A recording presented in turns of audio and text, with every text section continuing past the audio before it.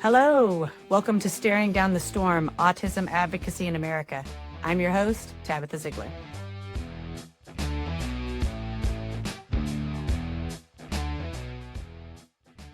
Okay, welcome back, everybody. I've got a couple of guests with me, one new one veteran. So, KT, go ahead and introduce yourselves. Hello, everybody. KT White, co-founder, executive director, Allies for Humanity, and I'm excited to be back. Very good. And I'm Brenda, Killeen, volunteer and board member of Allies for Humanity. Okay, so in the spirit of Thanksgiving, since we should be talking about service here, how do you want to start this service-based conversation?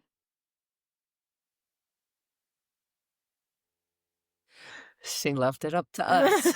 I know. I'm tricky like that. You are. No personal script, Tabitha. I know how you roll. No, it's like the whole truth and nothing but the truth, so help you God on this show, you know? Yeah, Just definitely. saying. Let it rip. What do you want to So talk about? I think just starting off of, what we're thankful for. I think that's a common conversation around this time of year. Right. And so I'll go, and then if you want to share. Okay. I'm grateful that I have beautiful family and friends and teammates like Brenda and my other board members that understand the work and are here for it. And we may pivot and we may need to change some things, but we stay solid together as a team, and we honor each other in that. And in today's society, I'm grateful for that. Mm-hmm. So I'm grateful for my small family of myself and my two children, and my extended family that we were able to go see over Thanksgiving. Grateful for my friends like KT and TK and how our relationship began and how their service began at my church through Okay. Soup Kitchen Ministry. So, and where we're at here with our Allies for Humanity Day program and the neighbors that we serve. Well, let's talk a little bit about your origin story, because I know a little bit more about how KT and TK got started, but how did you get roped into this? I don't think I got roped in. My son and I specifically have been volunteering at our church's soup kitchen for 8 years now. Okay. North United Methodist, 38th and Meridian. Mm-hmm. And so my son and I, we're all about volunteering and serving others. And so we do that in other aspects as well as just the Allies for Humanity Day program. So, So a true selfless helper then. absolutely. Yes. Tell me more about this selfless giving. I like to hear from selfless people. Well, I've had the opportunity to do that because of generosity from an employer that I used to be a part of when my husband passed away. Okay. So I have time to do that. I do have a job being my son's direct service provider, which provides me my income, but I'm able to have time to do the things that I want to do and we want to do. Okay. So you're currently caring for your child? Yes. Okay. Well, you're in good company there, because as it says in the title, this is Advocacy, and we work with autism and the disability community. So yeah, I think you're in very good company on this show. Thank you. I think so too.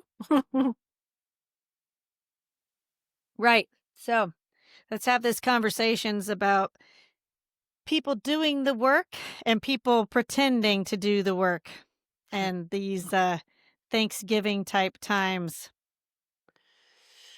Whew. Bring the gavel down.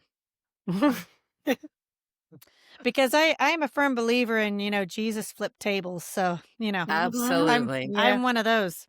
We definitely are agree are that. Yeah. individually, but also as a organization as well. Um, and we're small but mighty, and Yes, we are. We are very small.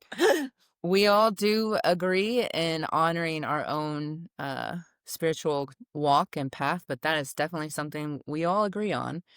And so to get to your question, Mhm. you know, we live in a wild time right now to be humans, Yeah. and that's not an excuse. I think back to my ancestral knowledge and stories that I've come to learn over my lifetime, and those that I've been exposed to as well in my physical family, because I was adopted, so I have lots of origins to come Mhm. from. Mhm. But it all comes down to what my grandparents showed me growing up, which was Mhm. unconditional love.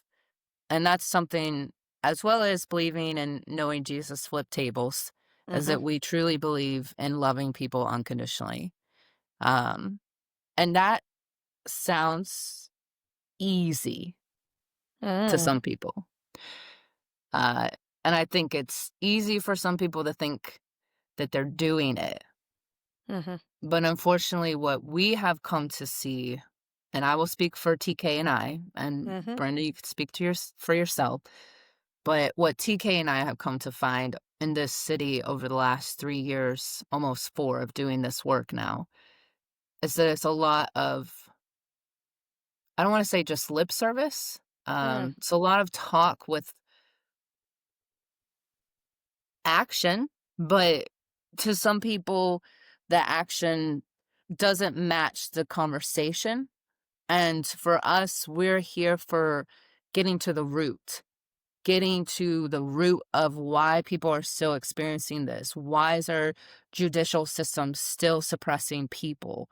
Mhm. Why are we still in these cycles and patterns?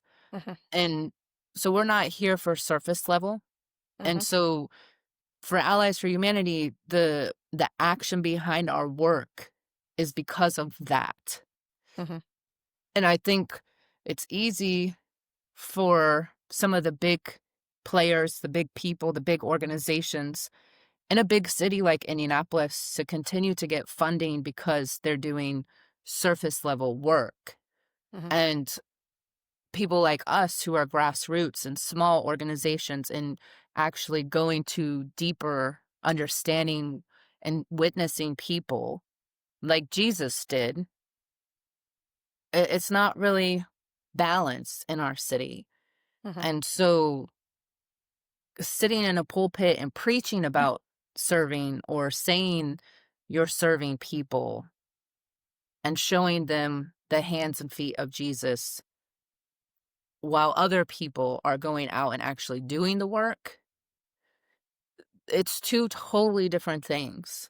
Mhm. Um, and a lot of our unhoused community members, their churches meeting in the alley somewhere because that's where their organization showing up and meeting them Mm. and talking to them about Jesus or God. And Mm. w- we're here for that conversation at Allies for Humanity, but it's not something we hold over people's head.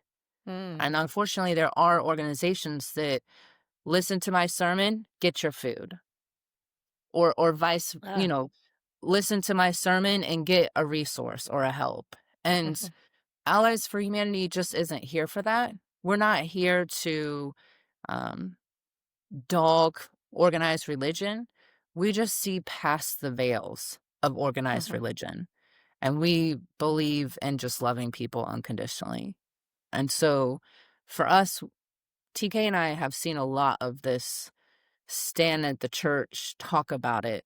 But when it comes down to action, something happens internally, Mhm. and the ego, the judgment, the shame, whatever the internalness is of the person, it then gets projected out to us, our organization, to the people we're serving, Mhm. a combination, and it makes it very difficult because we tend to get misunderstood of why we're here, and Mhm. and we're here to help people get out of the cycles and the Have patterns. you ever heard about, I just read about this other organization the other day called the Empowerment Movement. Have you heard of them?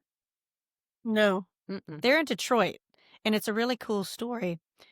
So the founder, I think she was in fashion school, and so her teacher had asked them, project wise, if they could do something, I think, to serve their community. So anyway, Mhm. flash forward, she comes up with a jacket, like a parka, that Mhm. can also be used as a sleeping bag, and also when it's not cold, be converted into like a duffel bag with like Oh. special pockets and stuff. And anyway, while you're speaking, when you're talking about action, this is why this came up in my mind, because now this lady has a nonprofit that she hires almost exclusively from the unhoused community, Got it. so that she not only has them work on these jackets that then they give to other unhoused, neighbors in the community, but part of that job within her organization, I think it's like 60-40, where part of the time they work on the sleeping bags for others, and part of the time they work on like life skills, job skills. Yeah. And I think if I read it correctly, she's got 100% like elevation to where all of these people that go through her program are then housed. And the type of things that you're talking about seems like that sort of thing, like the doers. And I'm also a doer, so I know exactly what you're talking about. And I can tell you just from my opinion, um, I think that the unhoused situation could be solved. And there are enough people that if we were all collectively well intentioned, we would solve it, right? Mhm. And in the spirit of, sort of go into the water, if you will, Jesus wasn't worried about if people smelled, what their clothes looked like, did Mhm. they brush their teeth, are their teeth black, Mhm. what they look like, dirt on their face or whatever. Like those are the people that he went to, because those were the people that needed service. The people counting coins in the synagogue or whatnot, they didn't need help. So, yeah, I agree with you anyway. I went off on a tangent a bit, but I feel strongly about that type of action, and I think there need to be more organizations like yours actually doing the work, coming up with inventive ways to help our unhoused neighbors, because we've all got a skill set, right? Like everybody has something to give. You Mhm. just have to find a way to activate it to the doing part. Mhm. Precisely. Right. Yeah. The only thing I can add to it is I've lived in Indianapolis since 1993, and this homelessness issue has been going on for a very long time, and it just doesn't seem like there's solutions year after year. And the Well, I number of mean, people. it's one thing, right, to want to solve a problem, Mhm. and it's quite the other to have a continuous problem to make it seem like there is an You're effort to solve solving it. it. Right. Uh-huh. Yeah. And to that point, let's pause here, okay? Mhm. Because to be honest, Tabitha, I'm sure there will be some people in our city that would say that about Allies for Humanity, to be honest. And I Okay. know we keep it real here, so Mhm. Yeah, let's no, let's do it. Right. because what people see on the outside and what actually happens on the inside are two totally different situations. Mhm. And Allies for Humanity has been in the public view all year, Mhm. testifying against the criminalization to homelessness, testifying Mhm. against wrong situations that happened to people last winter under the city's care. Mhm.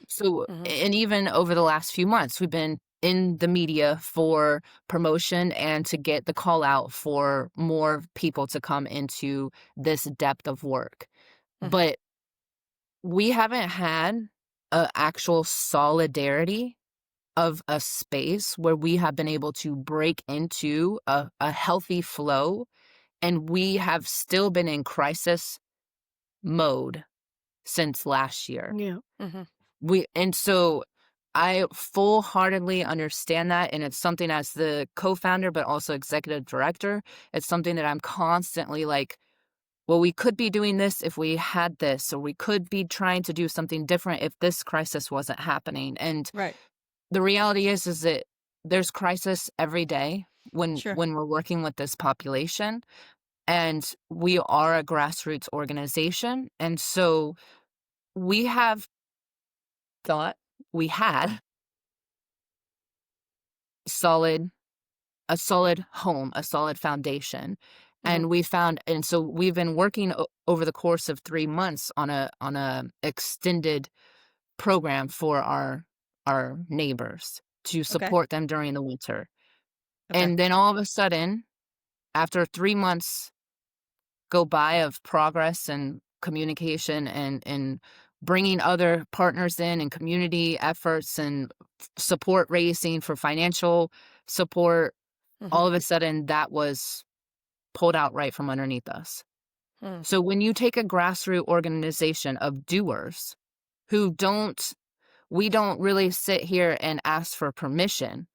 We just Right. do because the Right. people need support. It's in crisis mode already. We're trying to de-escalate said crisis and Mm. also prevent it from happening and continuing. So when an organization is constantly in crisis de-escalation, it doesn't give the founders and the team an opportunity to create a healthy flow of supporting the people. We do our best. And I know to some people out looking in don't see that because they don't understand the crisis and the pivoting that we've had to constantly Right. do. And so Allies for Humanity moving forward is looking for our own space so we have control over that. And what Okay. happened was that we had always been in someone else's space. So we truly couldn't Mhm. control crisis mode and de-escalation. It was just pivot when or how we needed to pivot. And so I think that's a good part to pause because it's really important for Allies for Humanity to be able to be in their sovereignty and their autonomy to be able to serve the people to the capacity that we know we can. And we really truly haven't been able to do that No, we yet. haven't. So you need a building. Yes. Yes. Yep. So you need a Yeah. building Mhm. first that has, I would imagine, some sort of a functional kitchen, Yes. maybe access to some type of facility that maybe you could use as a shower for people. Mhm. Right. Near the bus stop. Yeah. Mhm. Ideally, Basics. shower. Yeah. Yes. Yeah, showers. We have had washer and dryer in Right. the past. All things that house people may take for granted. Like Mhm. truly, um when you have a shower, you're cleansing your body, you're cleansing your energy field, you're cleansing your mind, and you're getting some of that physical dirt, that energetic dirt off of you. And Mhm. that especially when you're on the streets, Yeah. that simple thing of a shower makes a huge difference in the morale and the encouragement and the hope inside of that individual. Just Mhm. a shower, Yeah. Right. Agreed. let alone a change of clothes Right. or clean Right. clothes to wash. Right. So, Well, look, I get it. So not a lot of people know this, but like there was a period of time where I was kind of like rotating out of my car. Mm. And, there was a period of time, even whenever I was in a place that the water wasn't working properly. Mhm. So, to flush the toilet, which granted, right, like I had access to a bath and a shower, Mhm. I had access to a toilet, but even not having access to water, um, it can be challenging. And then when you're talking about wintertime, right, the ground Mhm. freezes. Right. So if you don't have an adequate water source, like what are you going to do realistically? Even if some really harsh people would be like, "Oh, like we'll go bathe in the river, right?" So, A, the city's probably not going to allow that anyway. You're going to have to, basically go ice fishing with yourself illegally to take a bath in said river. And then we're not even talking about whether, like, environmentally, if that is a good idea at all, because we Right. know they're lifting a lot of environmental restrictions and stuff like that now. So for the harsh of the harsh, like the serious hikers, backpacking people that I actually think would have compassion towards this type of situation, because anybody that has been out like without a shower or a bath or whatever for any length of time, Mhm. you know what that's like, and you don't feel good. So now imagine these people that not only are they roaming around trying to find somewhere that's safe, somewhere that's warm, they don't have access to water, and they probably don't always have access to food. I don't think they're not processing that right now. Right. You're right. I would agree. I don't think at all. I mean, and I think that's where it's important to go back to your original conversation piece of the doing the work and standing at the pulpit and talking about doing the work. Um, this isn't about a shame or a judgment. Yeah, Let's just put that out there. sure. It's really to what you're saying. I don't think people are processing that. And it part of it is because our entire nation is in crisis mode. Right. And so to have self-regulation and balance within oneself, maybe they just cannot take it in. They can't even fathom to process what that means. But unfortunately, that's an excuse. I'm just going to call it what it is. Because if we can't see ourselves in our unhoused community members, it's going to take us quite a bit of work to come to an agreement that the way that humans are living right now is just completely unacceptable. Because if we could Right. shift how we treat and view our unhoused community members, then the empathy and the compassion and all of those necessary um, emotions that we need as humans to come back to this reality of oneness, and we're all interconnected and we all are interwoven together, and it was designed that way.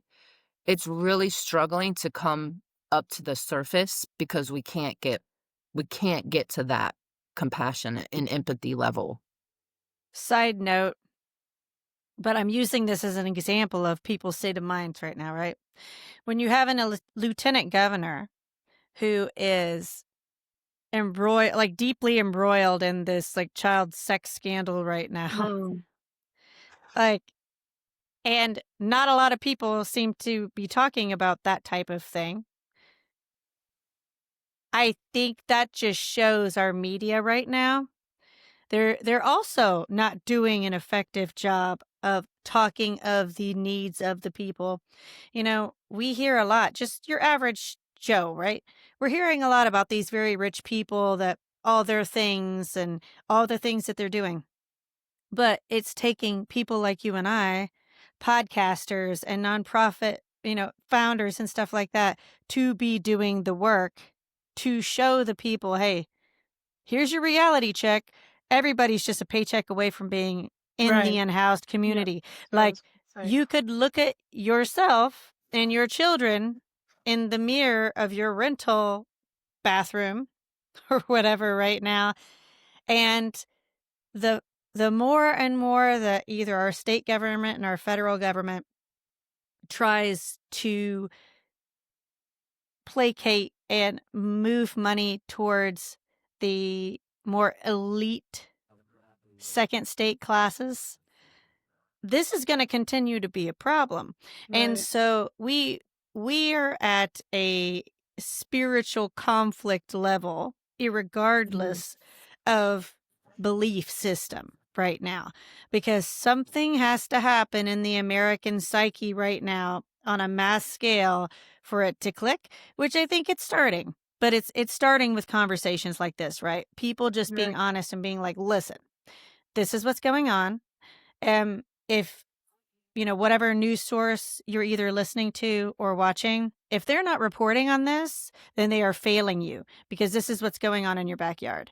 And if they're not telling you, find alternative news sources, for example, even if it is a podcast, even if it's something like this, to just get your little dose of reality check so that something in your gut and in your heart can click in to be a better human being. Yep. Well said. Rant over.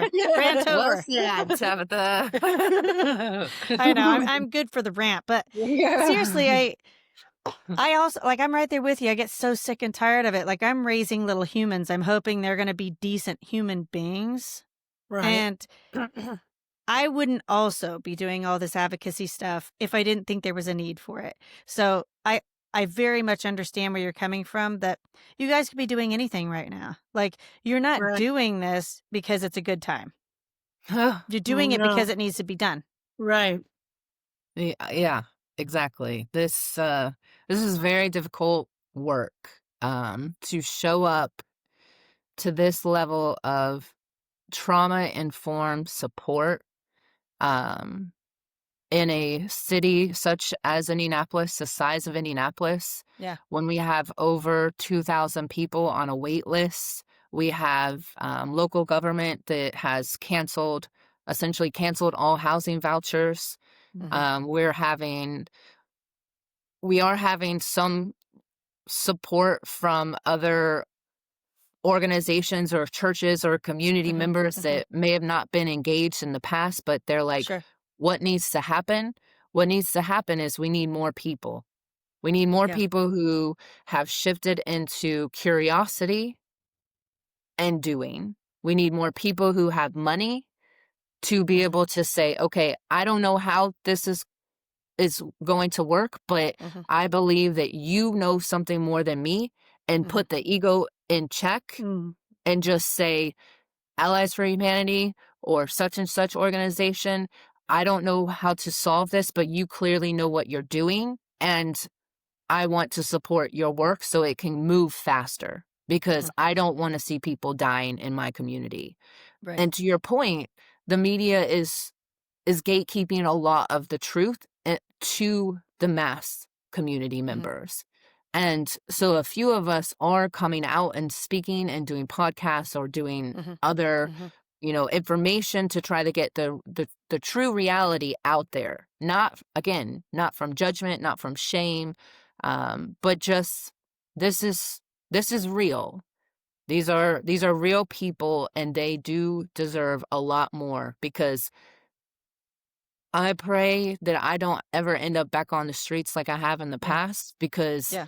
I have no idea what it would look like in the way that we are functioning right now as a local community and government. Um, and so there's a lot of passion behind us in that regards, that yes, some of us actually have lived experience ourselves. And yes, we actually don't want to do it again. And so Right. the passion is from lived experience, but also from the internal soul calling of our hearts to serve selflessly, as Brenda discussed earlier. There is no money in this. Yeah. It's not about the money. My kids and I, for years, we'd play that. What would we do if we won the lottery? And we would Mhm. always talk about helping other people. We always talked about building housing for people. Mhm. So if there was money, that's where it would go. Right. It would go to Well, the actual solution. I'm smiling right now because, see, I know I've told you this, but I like to read and I try and keep up to date on things.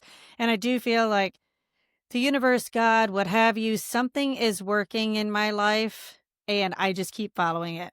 And it's so interesting that you brought that up, because I just read another article the other day about the Indigenous community. And I think it's pretty much across the board, but this one was specifically for the Pacific Northwest, and how the Canadian and the US government actually made it illegal for them to do potlatch. And in their societies, that was actually how you showed your wealth, is Mm. Mm, giving away things. Mm. So that was an indigenous belief that was practiced in the Pacific Northwest. And the more you gave, sort of, for our purposes, right? Like the closer to God. And so my family's been like that. I am not saying we've given like everything we have, right?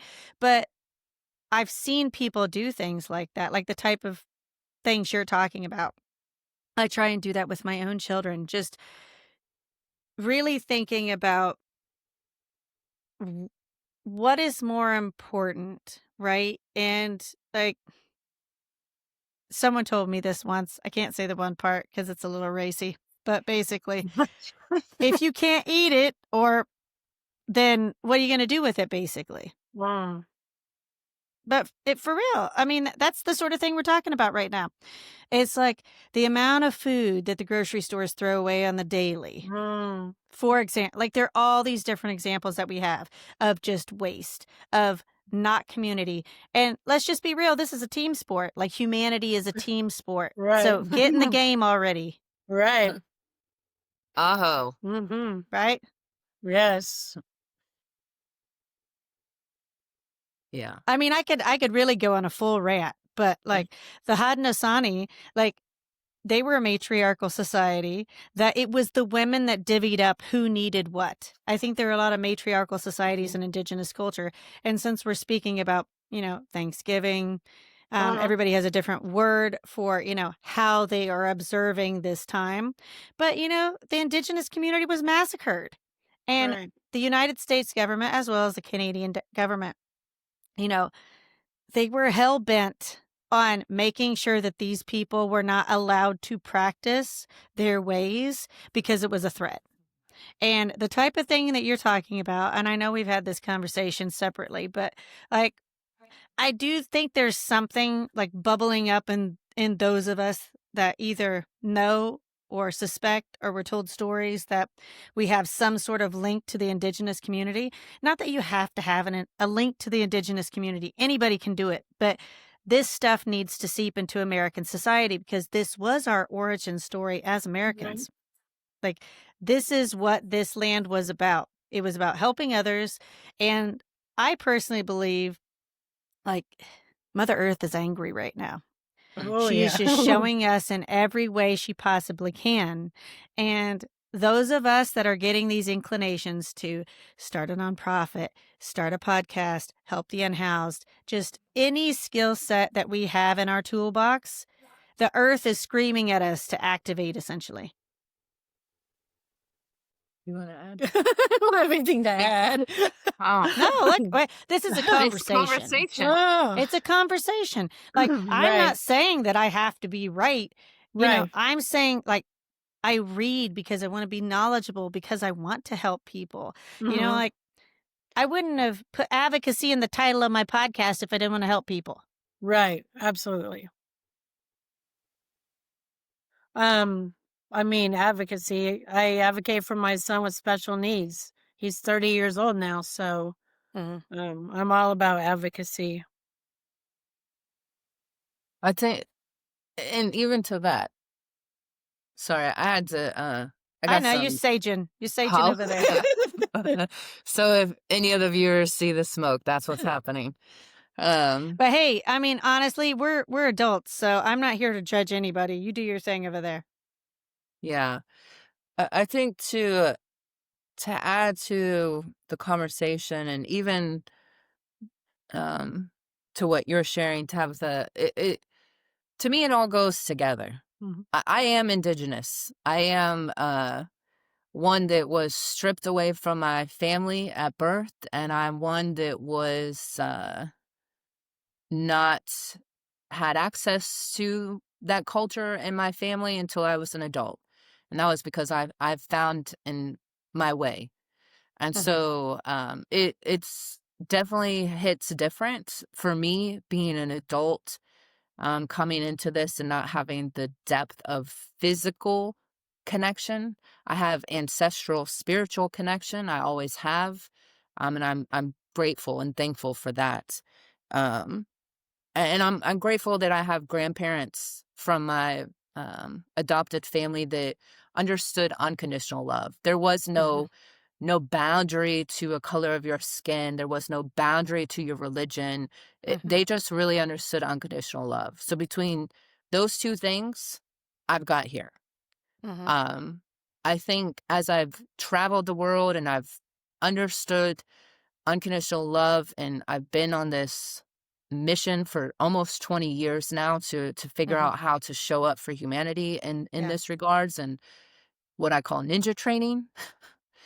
Never got the playbook, just knew I was experiencing things because at some point humanity was going to need that support, and Right. bringing people in my life like Brenda and her son, and TK and other people to Mhm. come together as true doers and servers to humanity at large. Yeah. So it is always about community. It always was about community. Um, what we separated ourselves because of the differences, and that is what is running rampant through um, humans right now. Yeah. To your Mother Earth, Gaia is angry. She's absolutely For sure. flippin' angry. Um, my part of my soul exists and goes home to Hawaii because I feel such a root connection to Mother Earth Gaia when I go back home there. And to have that connection to the earth, and to some people that might sound wild and crazy, but to Indigenous people, this is how we came to understand. This is how we came to know. And we don't need to have a whole drawn out conversation about colonization and all that stuff because I mean, in some way we're redoing it right Yeah. now. Yeah. And that's very unfortunate. It's unfortunate for Mother Earth. It's unfortunate for the humans. And it takes stuff like this, these types of conversations, and to just call it what it is. Yeah. Spiritual warfare. It's human consciousness being attacked on multiple levels. It's the disconnect of humans to Mother Earth. It's all of these things that we can put up a mask or a veil of organized religion, Mhm.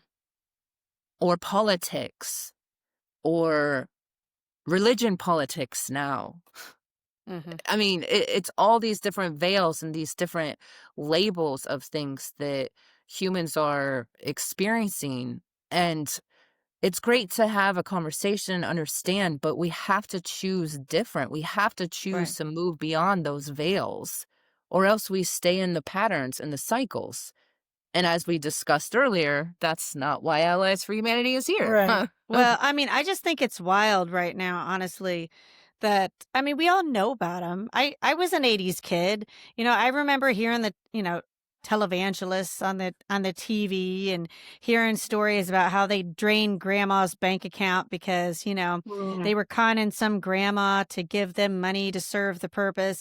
And then, they've got a couple mansions and their jets and all this stuff, but they Mhm. won't help the unhoused that's right on their doorstep. I mean, I think we have to be having these realistic, like, conversations about greed and, like, irregardless your connection to whatever, political, spiritual entity, whatnot.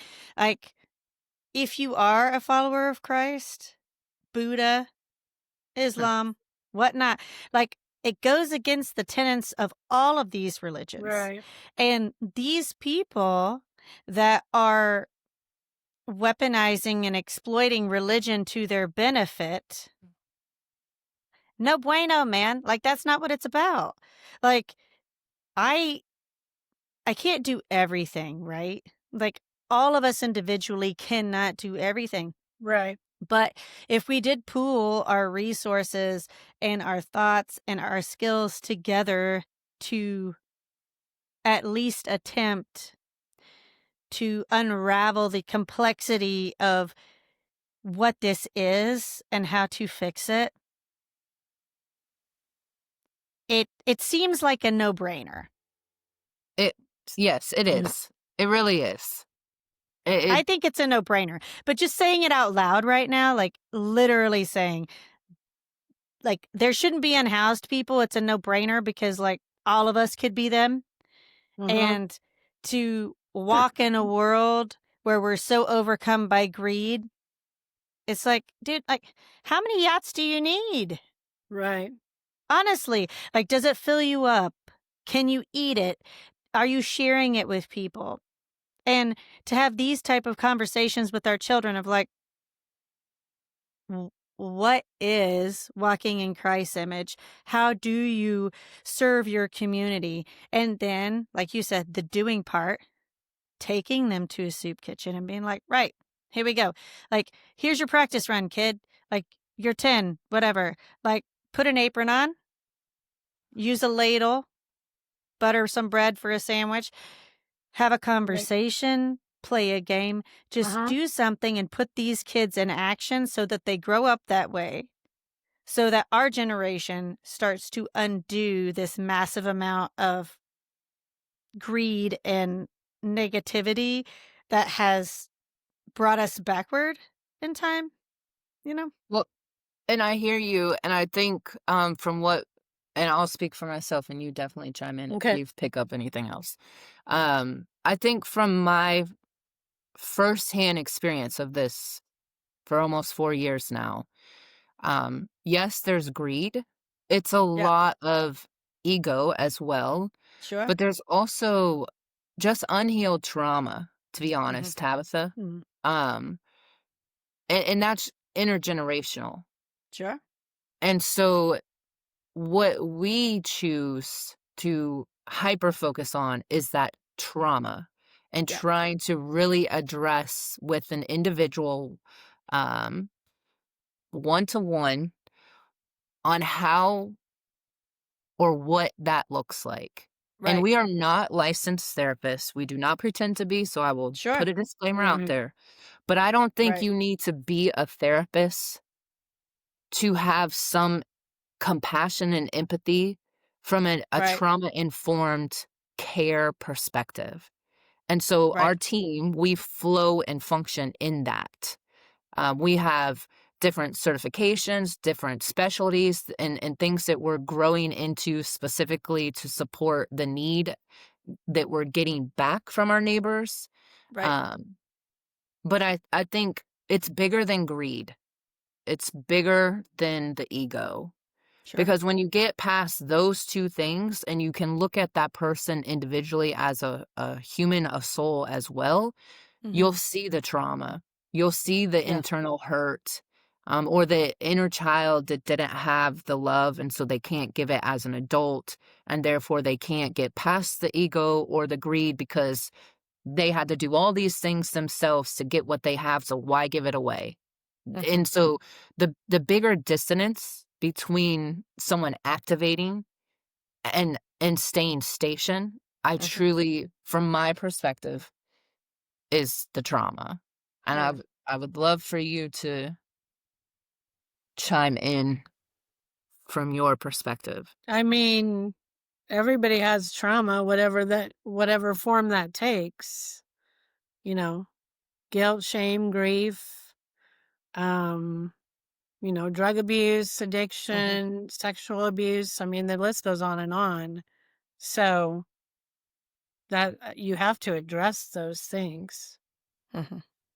And even not even being taught how to process emotions or Right, right, self-regulate. right. Yes, yes, Yeah. yes. I mean, Yes. y it could just be part of trauma responding that you've Yeah. learned throughout Mhm. your childhood and into adolescent or your young adulthood, and it's just been that's how you have functioned. And at large as a society, we've done a lot of that. Mhm, We've done a lot of trauma responding, and this is how we've learned to function in society. And so this is what I have to offer. And so mhm, we're having this gap and dissonance of our internal soul purpose mhm, of why we're here on earth and they're human.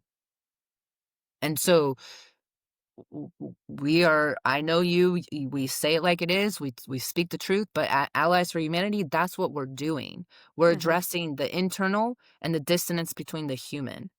Right. And for our unhoused community members, that's layers, Right, complexity. absolutely.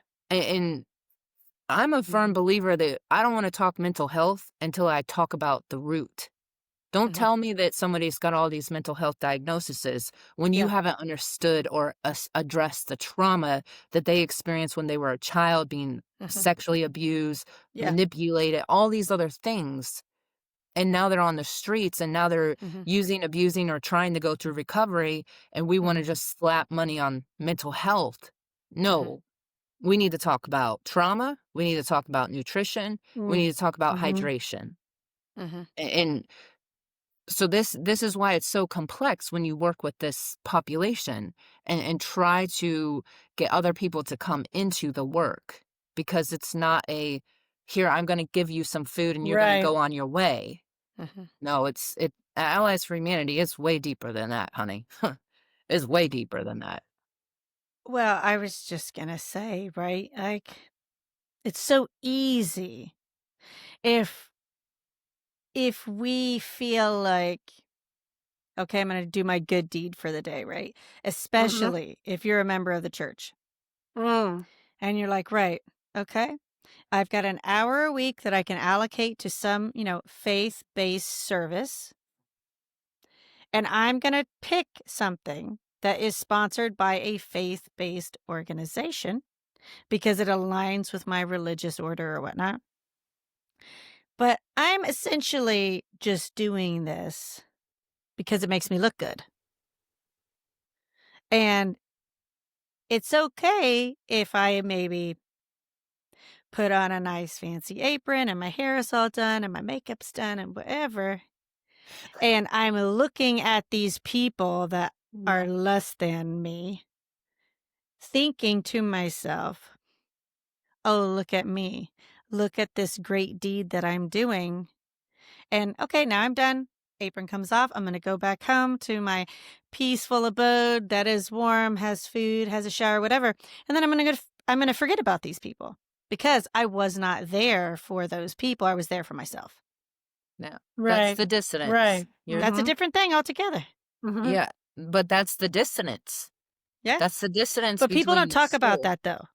That's what I'm Yeah, No, saying. right. And we people do. don't call it out. Right. Right. We may, right? But people don't call it out the way that they should either. And Right. even if that maybe there's some like bit to that is genuine, right? Like maybe at some point in their life, like they genuinely wanted to serve and then they fell into this and life happened as it did and maybe they don't have as strong as backbone as some other people. Like I'm not here to judge for that. Like not everybody can be like us, right? But in meeting Yes, people where they are, Katie right? said yes, they can. they can Well, be like us. I think that people like us have to show them. We I need I I can agree with that. we need There more is people like us that are standing up, not in a Right. judgmental way, where I'll give you an example. I believe we all bleed red. I believe in people. I believe in the human experience. Um, the way that I look at people, I think is different maybe than some others. And I guarantee you that's because, all of our lived experiences, right? Mhm. So, someone like me can't necessarily, well, can, right? But let's just play this out. If I want to go into a church in Noblesville, a ritzy one, dressed like I am, they're going to look at me as like stranger danger. I don't know this person. They clearly don't belong here. And they are not dressing the part. So before I even get to talk to someone, You're being judged. they're going to judge me. Right. And I'm Right. not even part of the unhoused community. Right. So how Right. are we even going to like break that gap, bridge that gap, whatever? We are not even doing it amongst each other, the same color of people. Now, enter a black unhoused person. Because, yes, I am going to have the race conversation. It is so easy for people sometimes, I think, to look at someone, and I've heard it, right? I've heard it. I heard this growing up. Oh, well, they didn't work hard enough. Mhm. They didn't want it hard enough. Like, their condition is their fault. Like, Mhm. they have no one to blame but themselves. when you're a child growing up in the church and you're also hearing these things while you're listening to the sermon of do as Jesus would do, but everybody around you that are the adults that you're supposed to look up to are saying and doing different things. This is where my neurodiversity kicks in, right? Yeah.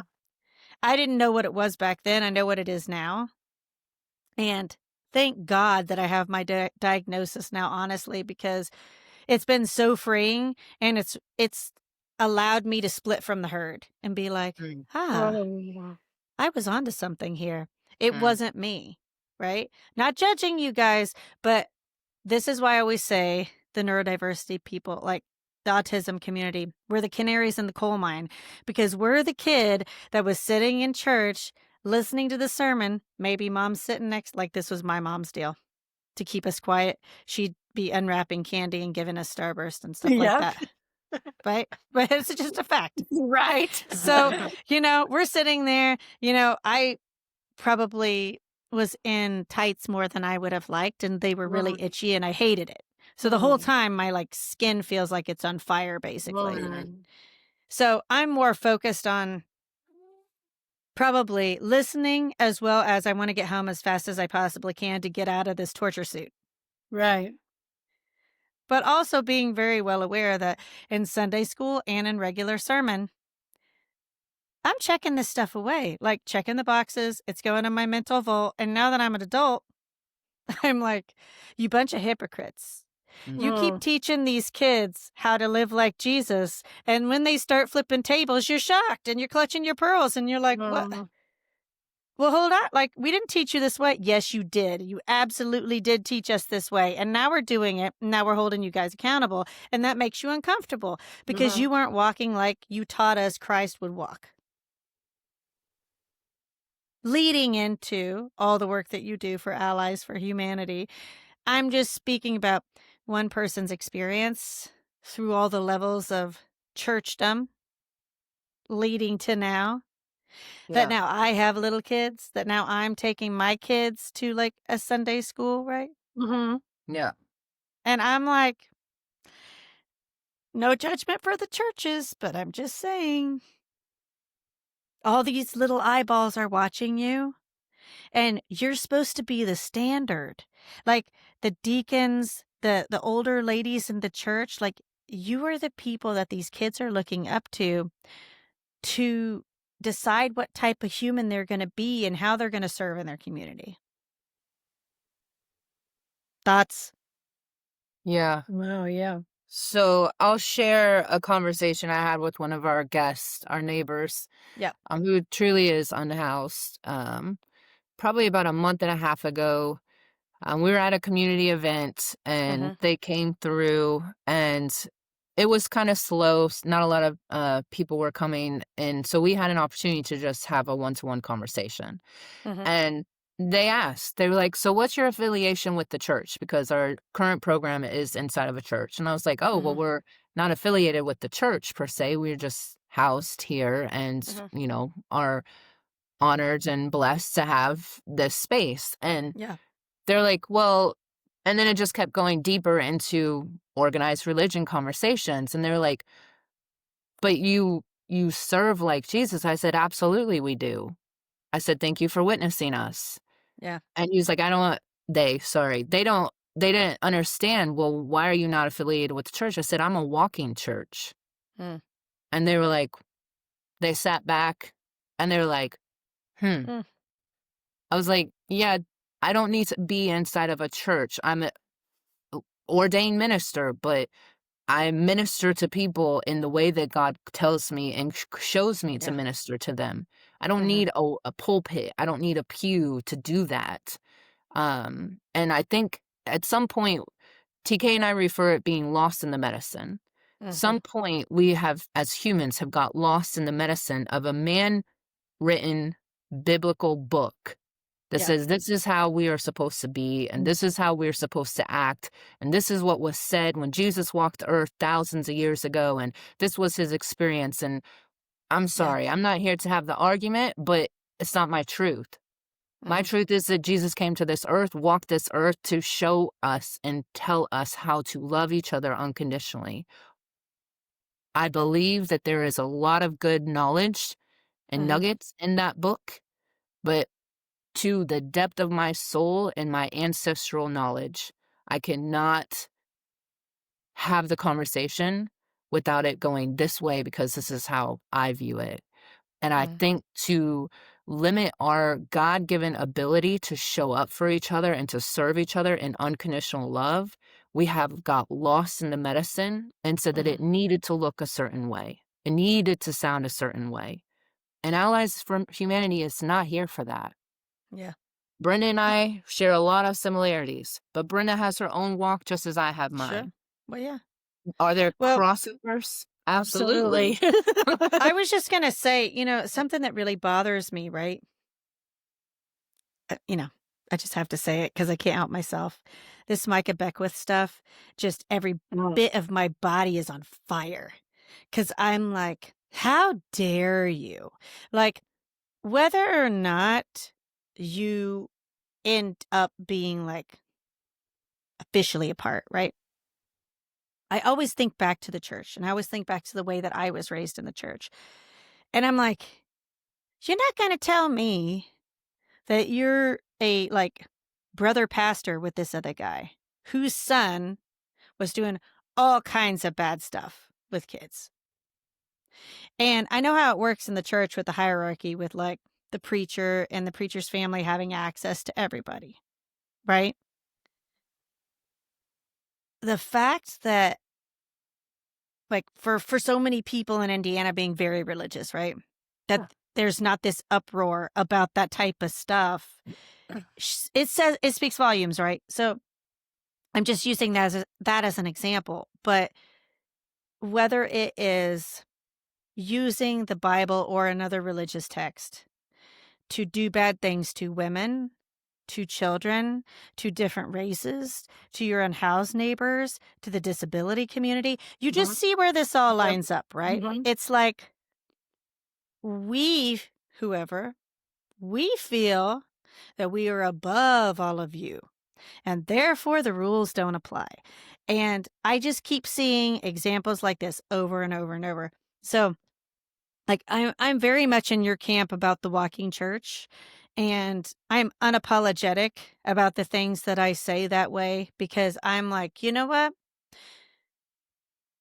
I was a language student and I know how translation works. So you play telephone with something for a Mhm. long time, then put it into text, then translate it into, you know, 300 different languages. Like it doesn't take a genius to figure out that some words could be lost along the way. Right. That's the nicest way I can Mhm. put that. But if you boil it all down to love, right?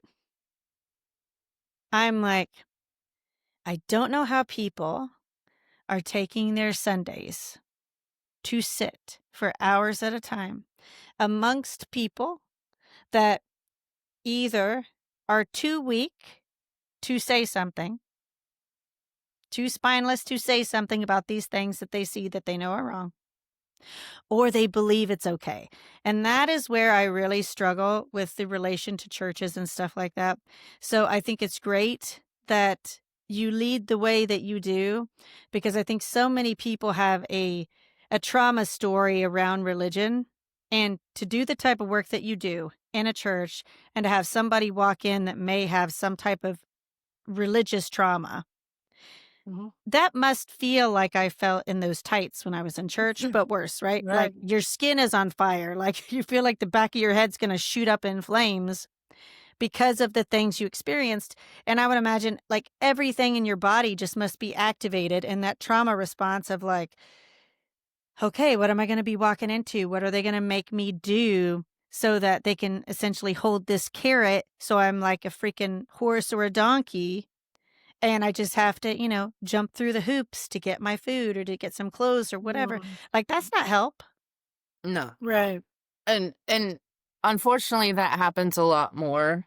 Um, it as a small nonprofit grassroots organization, we essentially have been working off of a no budget all year. Right. And that's very unfortunate because this type of work should be funded. It should be, our mission should Yeah. be supported. Our family shouldn't be on the verge of, homelessness ourselves as we're serving this population. Mm. But we trust and we know that we're provided for. And to some extent, we knew going back into a church we would have that type of situation. Yeah. But that's also why it's very important for us as a team to manage our space when it comes Yeah. to energy and Right. when it comes to the safety of the people. All of that is taken into consideration. Mhm. When you're in someone else's space, as we have been, it Right. definitely causes some problems. Sure. Um, because you have to be willing to stand up to whatever comes.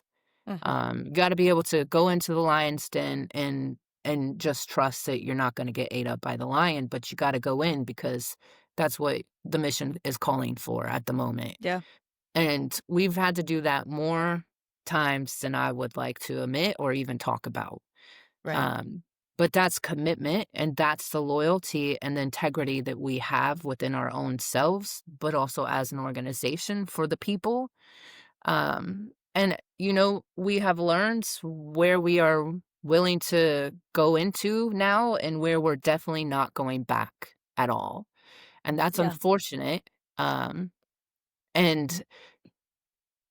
that's not a judgment or a shame because it's really not our MO at all. Right. It's just we have boundaries and we honor ourselves in that boundary. Because if we are to be the leader or the one to show other people coming out of unhealthy cycles and patterns, Yeah. boundaries and honoring your own boundaries is highly important. It Yeah. self-regulates the body and the nervous system. It continues to help you push out of a cycle or a pattern for yourself. Mhm.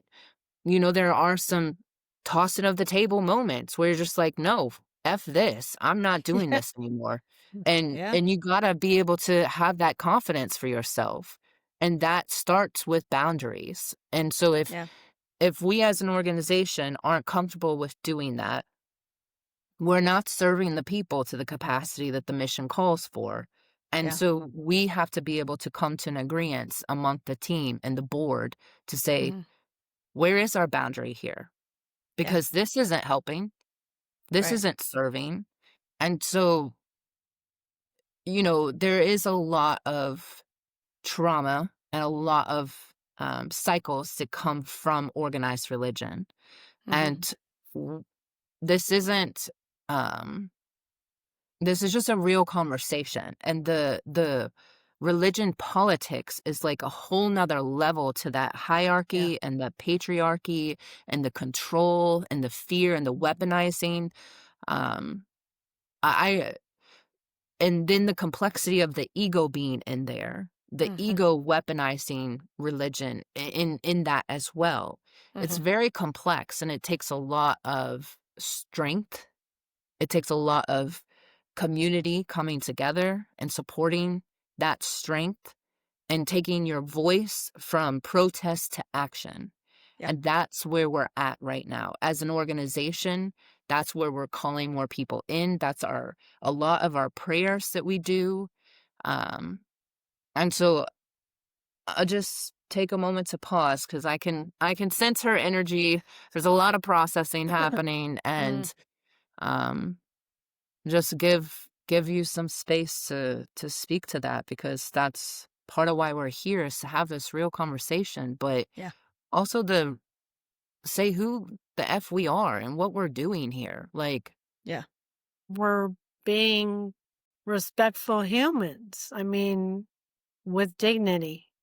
And I mean, like, love one another um, as you want to be as you loved want to be, yourself. yeah, as you want to be loved yourself. Like, how would you feel if someone treated you that way? Mhm. It's all about unconditional love. Yeah. Well, I think, for those listening that may be conflicted or disagree or something like that, right? Good. I'm glad it makes you uncomfortable, and do something Mhm. about it, right? Yes. Right. Because, like, I don't think that all of our roles are the same, and Right. that's okay. But those among us that are able to lead in a positive way and show others a path forward to do this type of work, it is necessary for us to have boundaries. I mean, I totally get what you're saying. And I say that with all the stuff that I'm doing. I've got 2 nonprofits that I pretty much bankrolled myself. And like I'm bankrolling the podcast myself.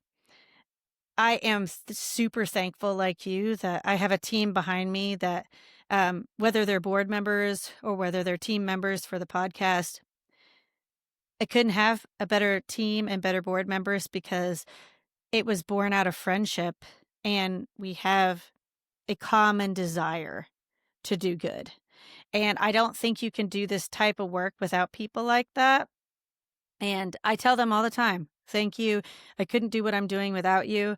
But there need to be more people like that. And that's why I'm happy for you guys to come on and tell your story. Like I'll do anything I can to help you. I realize we all have a different threshold, right? Like Yeah. maybe some people can't give money, like you said. Maybe all Mhm. they can do is give time, or, maybe, I don't know, some canned goods here or there, whatever. But like just taking the step forward to have the conversation and then move into action. I always tell people, if you have a thought or something like that, there's somebody out there that can mentor you, that can help you. Like sometimes it starts with showing up somewhere, making a phone call, sending an email or whatever, and you will find your people along the way. And I think, what you guys are building, I know you've been doing it for a while, right? But the direction that you're going in and the purpose that you're showing, um some other people may not understand it, but I do. So what do you need from the community right now? I know we've spoken about a whole bunch of things, but we'll kind of wrap it up that like I get a pretty good sense of what you guys are about, and what do you need from us right now? I think a few things. Okay. I'm just going to be honest. Because we are in a pivot moment, we need a new building. Yep. We also need funder, Oh, support, financial support. okay. Where we were or where we are currently, but coming out of, it was in kind donation because there's Right. just no way we could Sure. afford to pay. So we really are looking for like mission aligned people from a Okay. volunteer perspective, Right. but also from a support Mhm. funding perspective. Right. When we talk about from a church mission, Mhm. missionaries are supported by their community to go on this mission. We Right. are no different. We are Right. missionaries doing the work the way that God is telling and asking us to show up for these Yeah. people in our community. So we need mission aligned support donors. Okay. Somebody that's like, okay, I trust you. I see what you're doing. I understand. And here is support financially, not attached to any outcome, not Mhm. attached. Because what happens when we allow God to move in that flow, the results naturally happen Yeah. because it's not attached to anything. It's free to move how God sees it to move. And so the first thing is we just need mission aligned volunteers and mission aligned supporters because Okay. this work could be moving so much faster with those two things. Right. The reality is that even though we're in a pivot moment, I'm still working on like other projects in the background that the community at large is not No aware of. idea of Sure. yeah. Sure. They're just not aware of.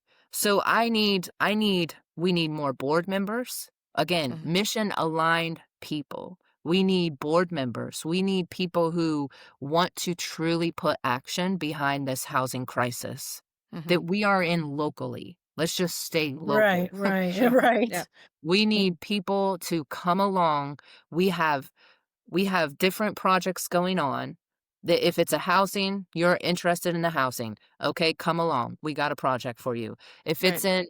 I only have a few hours a month, cool. We got a day program for you. If Uh-huh. it's you really like to cook, awesome. We need a volunteer to help us with the cooking. If Right. you're social media, awesome. We would love to have you. There's something for someone, because if we have more people in those specific roles, the word is spread wider and faster. God Right. is able to move at true God speed without the interruption and the Distractions. distractions. Thank Mhm. you. Chaos. Because there's no dissonance in it. Right. The roles are filled, the circle is formed, and the energy is constantly flowing. So right now, I would say our biggest would be just more mission Yeah. aligned people. And Okay. the funding and the day-to-day operations, those things naturally start flowing in, Yeah. because again, the truth is spread wider and faster because we have a more full team of Mhm. people and mission aligned individuals. That would be my I answer. agree. Well, I think we can help you move that mission faster. Awesome. Cheers to Let's go. that. To Yeah. moving the Cheers to Cheers missions to that. that. faster. Cheers. Cheers. Well, ladies, I think we've hit it pretty hard and heavy today. And do you feel good about it? Is there anything else you'd like to add? Just a gratitude and thank you for Yeah. showing up like this to hold the space and to Sure. have these, what we don't consider tough Right. conversations, but have a conversation and allow us to speak our truth. Right. Because that's important. Yeah. Well, you It's can always important. speak the truth here. That's for sure. So, how can people find you? You want to go ahead and give all your links where they can find Yep. Yeah. you? So www.alliesforhumanity.org. We have all of our history on there, what we've done over the last few years. We have our support raising opportunities, from our Amazon link of day-to-day supplies to Mhm. just making a donation. We also have the contact form if you're wanting to get into volunteering or you have questions about that. So essentially, our website is going to be the best way to get contact with us. Okay. And all that on the website for you. So alliesforhumanity.org would be the best contact. Great. Well, hey, I was happy to have you guys. I always do this in every podcast, because you've been on before. But if nobody else gets anything else from this podcast today, besides just maybe one thing about you guys individually, like, speak to the people about if there's one thing you want them to take away from this podcast about you, what would that be? That my life is service. Hmm. That I love you. All right. Well, hey, I think that's a great place to wrap, because this is all about love and service. So you guys are hitting both those on the head. And anytime you want to come back, we'd love to have you. Awesome. All right. Thank Thank you, you. Nice Tabitha. meeting Thanks you, for coming. Tabitha. Very nice to meet you. We'll do whatever we can to help. We'll see you guys next time. All right. Awesome. We are at a pivotal point in American history. We do not have the luxury to remain silent. Programs are disappearing every day. We hope that this podcast raises awareness and sparks a sense of advocacy in you. We all can make a difference. The important thing is to start. See you next time.